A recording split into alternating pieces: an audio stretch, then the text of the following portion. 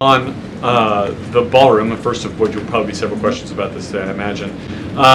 Is it a big story? It seems that way. The president's cost estimate has changed several times. I think it's up to $300 million now. Given the nature of all this, will the White House commit to releasing all of the donors and how much they're spending and how much of his own money the president is putting on the line to this? We have released the full list of donors thus far. Perhaps there will be more people who want to generously contribute to this project. And the president, yes, has committed his own resources. And when he releases that information, which I'm very confident he will, you will all see that. We'll see a dollar figure from the president? Yes, he will. And I would also just add the president has been incredibly transparent. I would reject any notion otherwise when it comes to this ballroom project. It's something he personally has obviously taken an interest into and has talked with all of you in this room many times about. You have seen the model in the Oval Office. Last night he showed that for you. But when this plan was presented and when these renderings, as soon as they were complete, the president directed me to come out here and to share them with all of you. I did an entire opening remarks about what this ballroom project was going to look like. With any construction project, there are changes over time as you assess what the project is going to look like, and we'll continue to keep you apprised of all of those changes, but just trust the process. This is going to be a magnificent addition to the White House for many years to come, and it's not costing the taxpayers anything. The president is privately funding this ballroom addition to the White House grounds. Jennifer. To follow up on that, one thing that's not in the president's model is the East Wing bunker, the president's emergency operations center. Can you say if his update, that $300 million, does that include the cost for upgrading that bunker? Look, like any security enhancements that are made on the White House grounds, those will be made and maintained by United States Secret Service.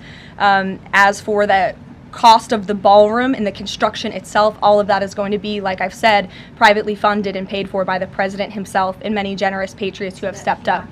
So can you help us understand, can the president tear down anything he wants without oversight? Could he demolish this building or say the Jefferson Memorial? So it's not the president who came up with that legal opinion himself. That's a legal opinion that's been held by the NCPC for many years. It's written, so we can get you that background and that research if you wish to include it in your reporting, because it is very important. They have ruled consistently, their general counsel has said, when it comes to phase one of this project, the tearing down of the current East Wing structure, a submission is not required legally for that. Only for vertical construction will a submission be required, and that's a legal opinion from them, and we are following that legal opinion. And again, I would just add, can any president do such a thing to the White House grounds? There have been many presidents in the past who have made their mark on this beautiful White House complex. This briefing room, as you all know, was not once a briefing room. It was a swimming pool. There have been presidents who have completely torn down the executive mansion. If you look at what President Truman did, some of the photos of the construction project that took place in those years, I think sitting here today, we're all grateful for those efforts and the modifications that happened at that time. And again, in due time, the East Wing is going to be more beautiful and modern than ever before, and in addition there will be a big beautiful ballroom that can hold big parties and state visits for generations to come. So it sounds like the answer is yes, he can tear down whatever he wants. And then secondly, I mean, that's not what we're saying. That's a legal opinion that's been held for many years. And interpreting it. No, it's something that presidents have done for years and years. In addition to the ballroom and the Rose Garden patio, is the president looking at any other renovations or significant kind of projects here at the White House? Not to my knowledge, no. But he's a builder at heart, clearly, and so his heart and his mind is always churning about how to improve things here on the White House grounds. But at this moment in time, of course, the ballroom is really the president's main priority. This is the people's house. Why not inform the public of that change and when it was decided that the East Wing would have to be demolished? Look, again, with any construction project, changes come, and we have informed all of you. We've been keeping you apprised of this project. We've shown you the renderings, and if you look at the renderings, it's very clear the East Wing was going to be modernized. In fact, I said that in the briefing when we initially introduced this plan to all of you and to the public. Thanks, Karoline. Back to the ballroom, I'm afraid. I just wanted to ask, because in July the White House said that it would cost $200 million. Yesterday the president said $300 million. Is 300 million now the operative figure, and why did it go up by so much? 300 million is the figure, and again, it's not going to cost the taxpayers a dime. So we look forward to this project continuing, and we will continue to keep everyone apprised on it. Perhaps the president will even bring you all out to see it one day. Thank you. Thank you, Karoline.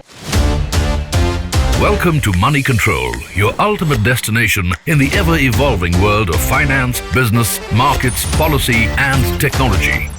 India's preeminent news platform, driven by facts and fueled by data.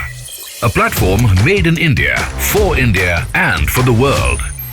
Moneycontrol.com has a staggering reach of 100 million plus monthly active users and 6.02 million daily active users.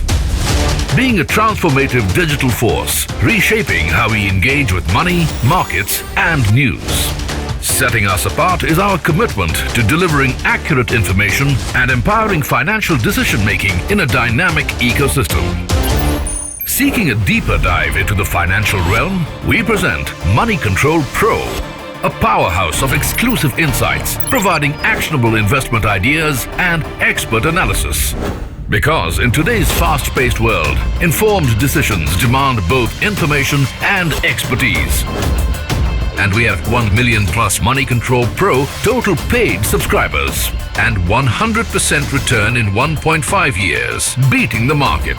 Explore market trends, access expert opinions, and utilize essential financial tools all at your fingertips. Join the millions who trust Moneycontrol.com for their financial journey, where facts meet finance and data drives decisions. Think markets, think Money Control.